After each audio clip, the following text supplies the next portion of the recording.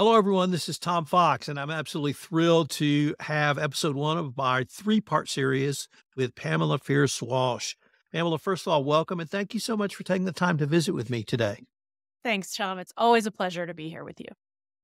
Pamela, today we're going to visit about something called the U.S. Foreign Entities of Concern, or FEOC, for EV battery production. And I wanted to start with, could you tell us what is the FEOC and what are the regs for EV battery production? In short, FEOCs are referring to, in the context of EV batteries, where can your stuff come from or not come from in order to qualify for a whole lot of tax benefits under the bipartisan infrastructure law, as well as the Inflation Reduction.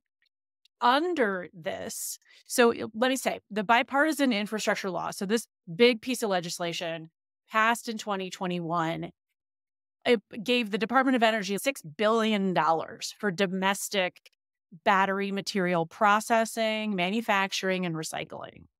And under this, the Department of Energy can't share that $6 billion if the material processing applicants get their stuff from one of these FEOCs, if the manufacturing applicants get their stuff from one of these countries, and if the recycling applicants are exporting recovered critical materials from an FEOC. So it really ties back to, can you take advantage of this $6 billion in funding from the Department of Energy?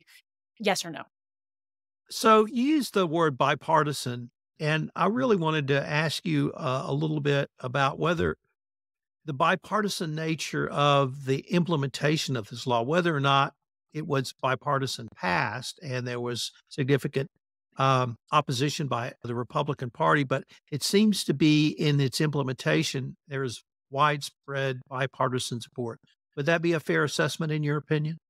I don't know any elected official that doesn't want to bring dollars back to their region. If there are $6 billion on the line and you've got some constituents who could take advantage of it, my guess is you're pretty supportive. What must the DOE prioritize under the bipartisan infrastructure law? Again, they are looking at applicants for this money who are processing materials that don't come from any of those countries. And we're going to talk about what those countries are and how you determine them. They're looking for applicants who are not going to use battery material supplied from one of those places. And they're looking at recycling applicants who are not exporting recovered critical minerals to one of those places. So they're not sending it off. One thing to think about when you're looking at battery supply chains, Tom, is that it's not just about where the material comes from in the earth. It's also about how do you take that raw ore and process it into something that's usable. And then once you've got something that's usable, how can you reuse that at the end of its life? And so these regulations around the countries that that manufacturers can source from or manufacture in are really about ensuring that the domestic nature of the supply chain is brought back to the United States and or to kind of friendlies, right? Not just the United States, but places that are not foreign entities of concern. So you're not just talking about where's the mine that the stuff comes from, but the whole supply chain. And I really love that concept of reshoring built into this.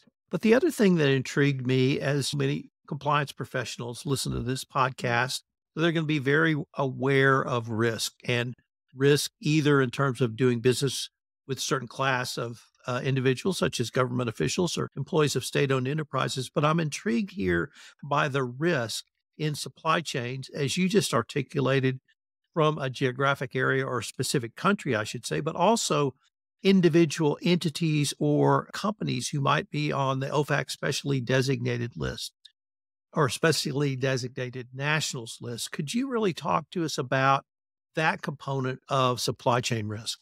Yeah. So first, you're just basically asking, like, what is a foreign entity of concern? And how do you know if your battery or your mineral supply chain is at risk?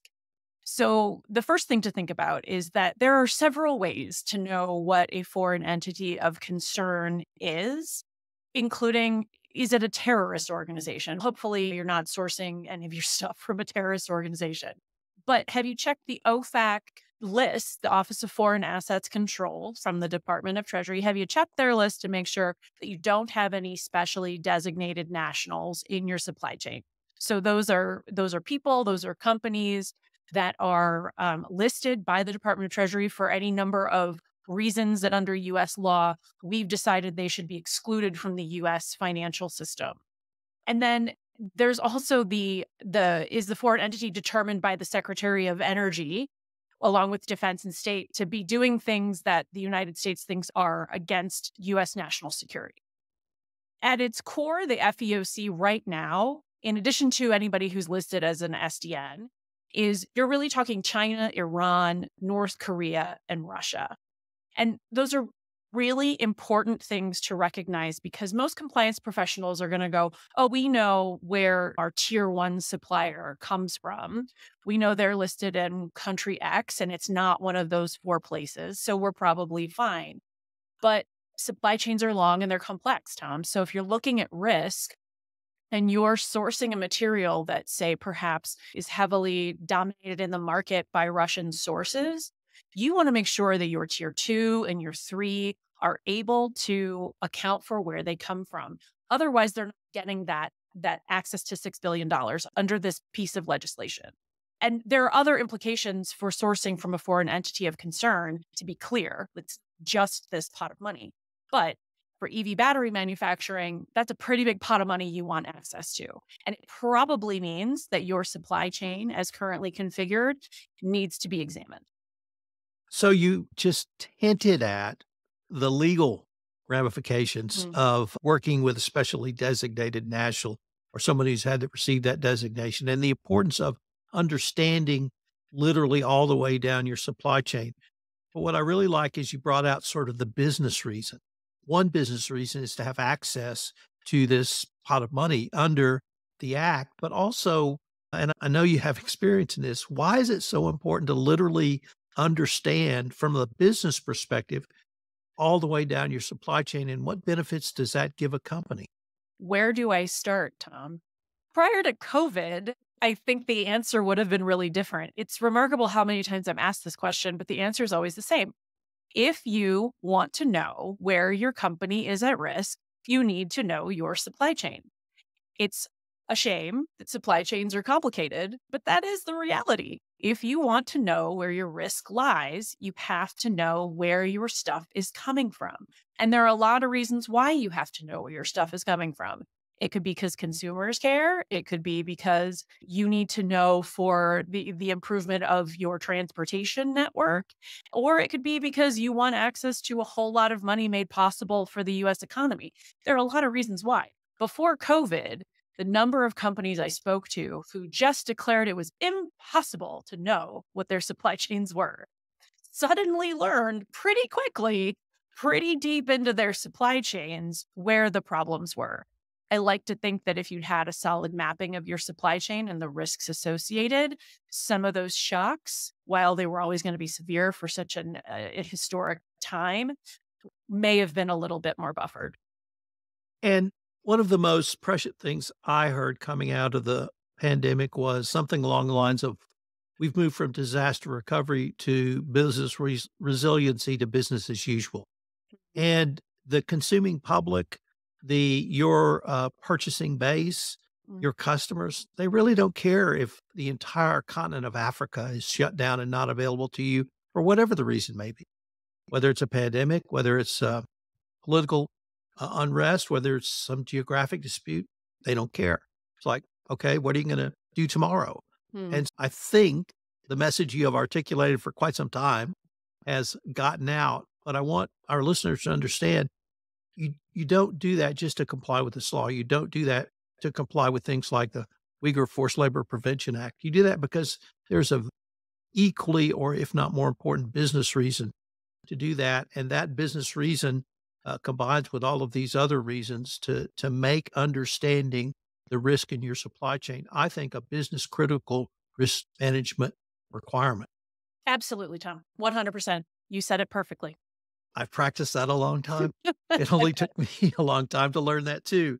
Let me end by talking about, or asking you rather, to talk about some of the restrictions in the bill and the big so what for consumers. So, what do you see, or rather, who is overseeing the application of the FEOC definitions?